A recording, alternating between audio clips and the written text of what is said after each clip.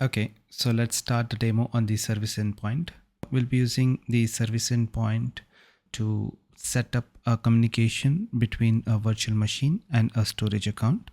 In the storage account, I'll be creating a file share, and that file share I'll be attaching it to the Windows virtual machine as a drive, and we'll see how we can do this communication over the service endpoint.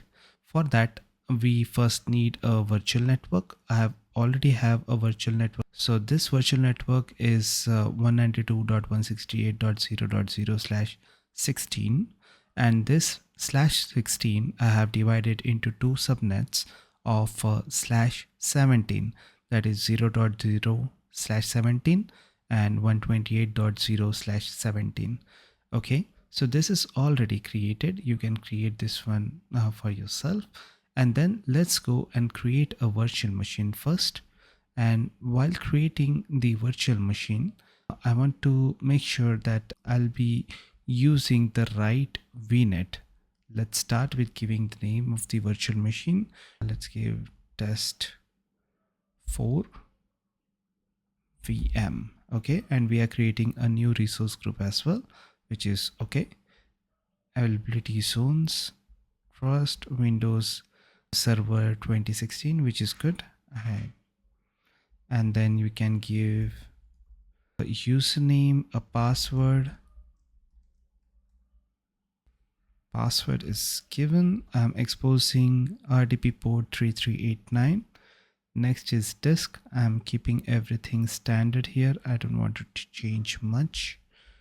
Next is networking, and this is where we need to make sure we use the right virtual network, which we have already created, and a right subnet, and we make sure we are using subnet 2 of 128.0/17.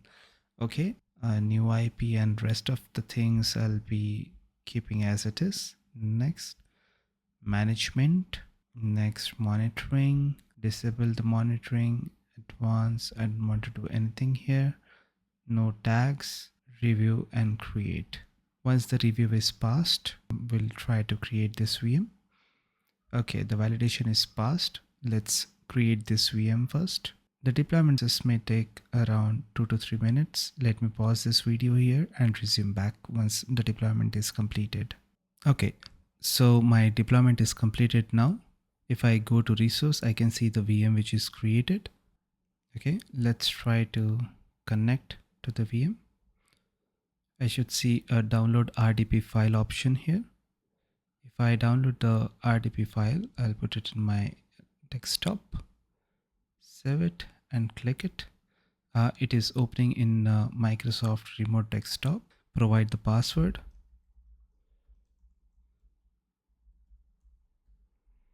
Trust the certificate.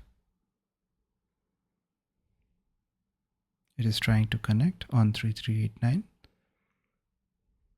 Okay, my window is loading now. While this is setting up itself, let's go back and create the storage account that we wish to create. We are back at the Microsoft Azure portal. Let's go back. Let's go to the storage account because we wish to create a file storage. Let's create a new storage account. Let's give it a name 334334. Okay, this is my storage account. Redundancy, I want local redundancy for now. Next, advanced, I want to keep everything as it is. Next is network. So for this demo purpose, for now, let's disable all the public accesses and use the private access.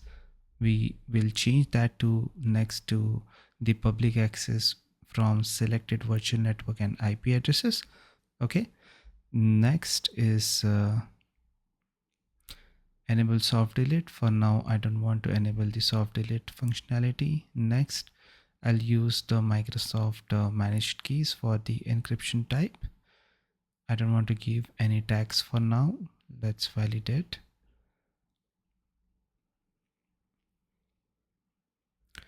Once the validation is completed, we can see and we can create this storage account. Creation of storage account may take around 1 to 2 minutes. We'll resume back once this deployment is completed. Okay, so my deployment is completed. My storage account is created.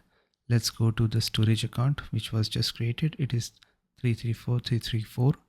And if we go to the file share, we don't have a file share yet. So let's create a new file share. Let's give it a name, test for share 1. Okay, and next backup.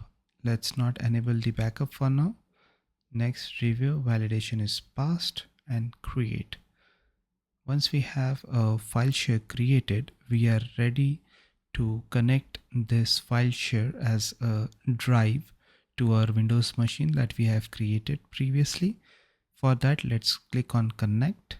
I want the script for Windows. That is good. I'll select the drive letter Z, show script, and let's copy this script and let's go back to the VM that we had. Okay, my VM is here now. Let's paste the script first in a notepad, and we'll just go through the script and paste. Okay, so I want you to focus on what DNS this storage account is getting connected.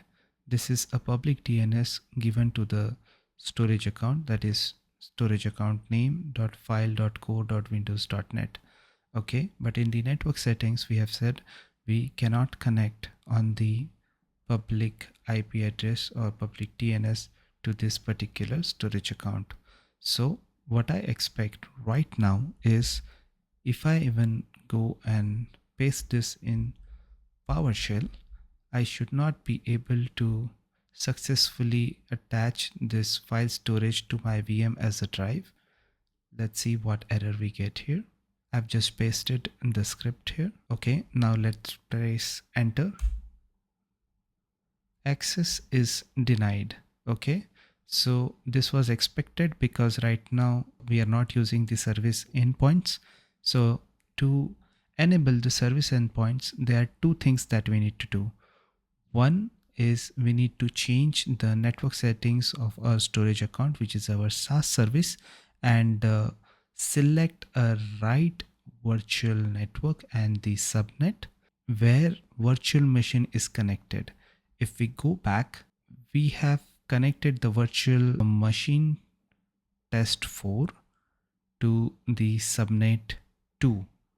If you see here, the virtual network and the subnet, virtual network is test2 vnet and the subnet is subnet 2.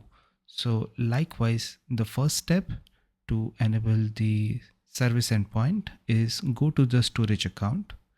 This was the storage account that we were using, and go to the networking of this storage account. We have by default disabled all the public accesses. Now enable for selected virtual network and IP addresses. Add existing virtual network. We have this test2 vnet virtual network, and from here I need to select the subnet that we have already to which the VM is connected and add this one. Okay, once that is added, then save it. Once this is saved, the second part we need to change is we need to go to the virtual network, test2 vnet, subnets, subnet 2, do not have any selected services. Okay, at this point if I go here and try the script again, it says access is denied. Yes, of course, because only one step is completed right now. The second step is to select a right SaaS service from here. Because we have a storage account, hence I'm selecting Microsoft.storage, and I do not have any service endpoint policies for now. Click on save. So after saving, we'll be able to connect the VM to the SaaS service of type Microsoft.storage. Okay, so there'll be a Microsoft backbone network to which this subnet will be extended, and by that we'll be able to connect from this VM to that storage account. Let's try again now. Now you can see it was able to connect the file share to the virtual machine as a different drive. So if you can go to the file explorer once or twice, and here we see test for file share 1. Okay, and in here if we just create a new folder, it does work, and it is part of the storage account. So this is the way we can use the service endpoints, and we can set up this in 2 steps. Just to remember, first step is to allow the subnet to connect to the SaaS services in the services section, and second, the SaaS service that we are using, in that SaaS service we need to make sure in the networking we are allowing the right virtual network and subnet to this. Okay, so this is it for this demo. Thank you for watching. If you enjoyed this video, don't forget to like this video and subscribe to this channel so that you will be notified for the upcoming video. Thank you.